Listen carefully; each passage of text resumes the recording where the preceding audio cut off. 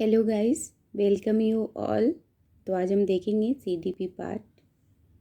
कोई भी TET exam होता है, चाहे वो रीट हो, यूपी टेट हो, एच टेट हो, बहुत ही इम्पॉर्टेंट पार्ट होता है। ऑलमोस्ट 30 मार्क्स के क्वेश्चंस रहते हैं, तो इसकी तैयारी के लिए इनको आप देखें। हमारा जो पहला सवाल है, कहता है निम्नलिखित में से कौन सी एक बालक की मनोगत्यात्मक गतिविधि नहीं होती।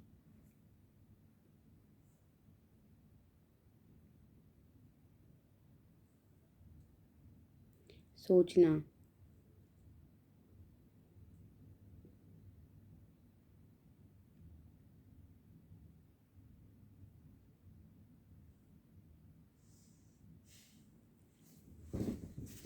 हमारा दूसरा अधिगम के 3 क्षेत्र हैं।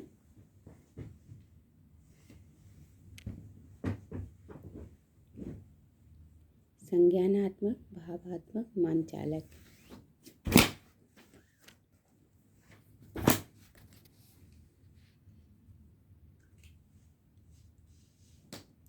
हमारा जो तीसरा सवाल है, कहता है ब्लूम के वर्गीकरण के आधार पर उद्देश्य आधारित प्रश्नों के निर्माण में कौन सा विकल्प असंगत है।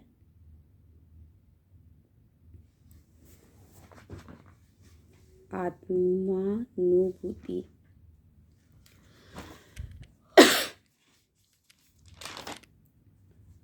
हमारा नेक्स्ट ऑप्शन है निम्नलिखित में से कौन सा एक अधिगम का पहलू नहीं है। आध्यात्मिक।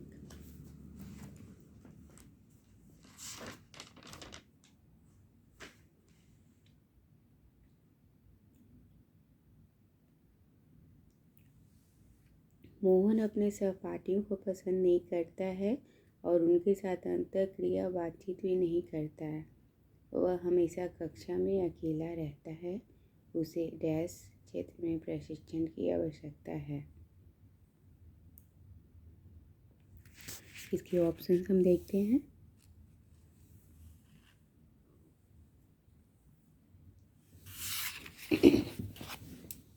भावात्मक, संज्ञानात्मक, भावात्मक, मनचालक, बोलना। तो इनमें जो आवश्यकता वो है भावात्मक।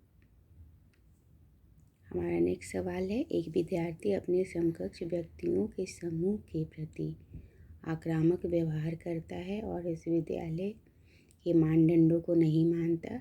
इस विद्यार्थी को डैश में सहायता की आवश्यकता है।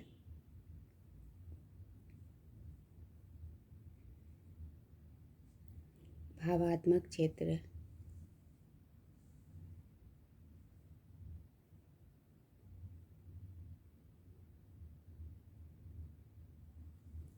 निम्नलिखित में से कौन सा सीखने का क्षेत्र है।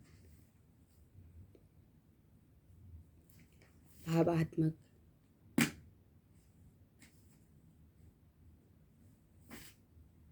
ज्ञानात्मक पक्ष का अंतिम स्तर क्या है। मूल्यांकन। ज्ञानात्मक पक्ष का अंतिम स्तर है मूल्यांकन।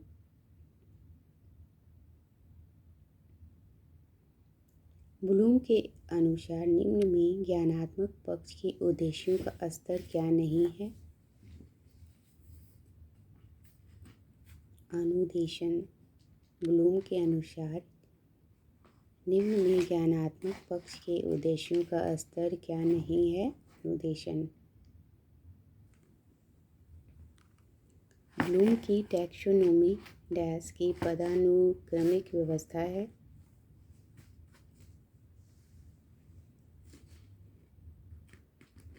संज्ञानात्मक उद्देश्यों।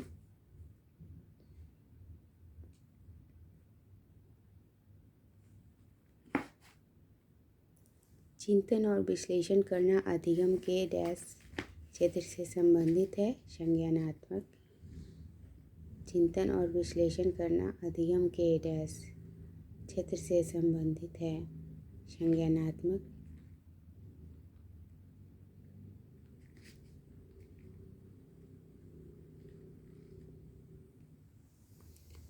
हमारा नेक्स्ट क्वेश्चन है व्यवहार को महसूस करना पक्ष सीखने के डैश क्षेत्र में आता है।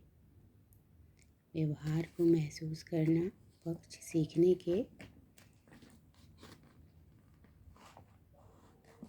भावात्मक क्षेत्र में आता है। ब्लूम जो टॉपिक है, ब्लूम की टैक्सोनॉमी, ये बहुत ही इम्पोर्टेंट टॉपिक है। इससे एक क्वेश्चन आता है। आप कोई भी टेट का एग्ज़ाम दे रहे हैं तो ये टॉपिक आपके लिए बहुत ही ज़्यादा महत्वपूर्ण है। कृपया इन क्वेश्चंस को ध्यान से देखें और आंसर याद करने की कोशिश करें। हमारा जो नेक्स्ट टॉपिक है वो है परिपक्वता, मैच्योरिटी। तो हमारा जो क्वेश्चन है पहला, सामान्य परिपक्वता से पहले प्रशिक्षित करना प्रायः सभी दृष्टिकोण से हानिकारक होता है। That is the right answer, option third.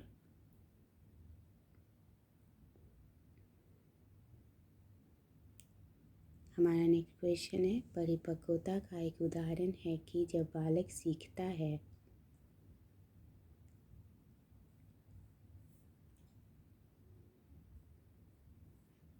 चलना।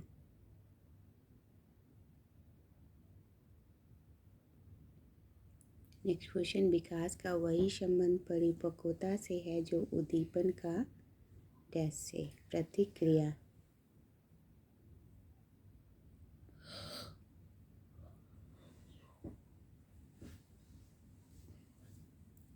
निम्न में से कौन सी विशेषता परिपक्वता को अधिगम से अलग करती है?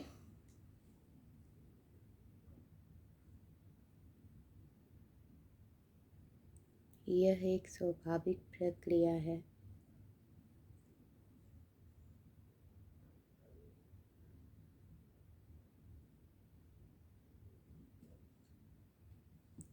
अधिगम एवं परिपक्वता के संबंध में निम्न में से कौन सा कथन सही है?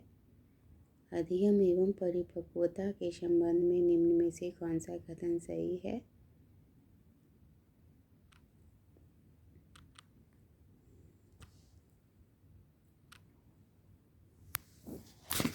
इनके ऑप्शंस हैं और भी हैं, जैसे कि हमारा दूसरा है। इतने सारे ऑप्शंस हैं, ध्यान से पढ़ें।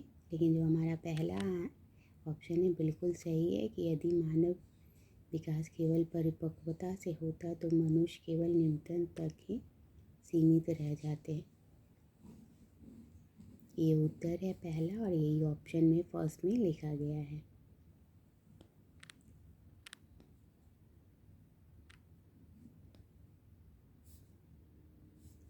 सामान्य परिपक्वन से पहले प्रशिक्षित करना प्रायः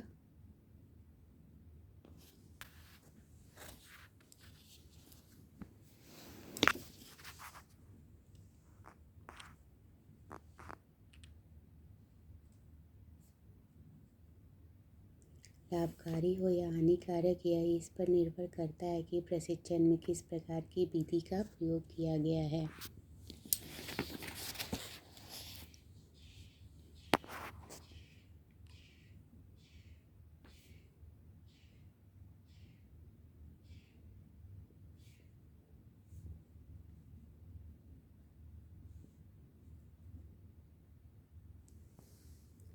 परिपक्वता विद्यार्थी डैश अपने अध्ययन में कभी कभी भावनाओं की सहायता चाहते हैं।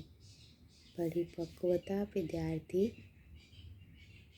अपने अध्ययन में कभी कभी भावनाओं की सहायता चाहते हैं।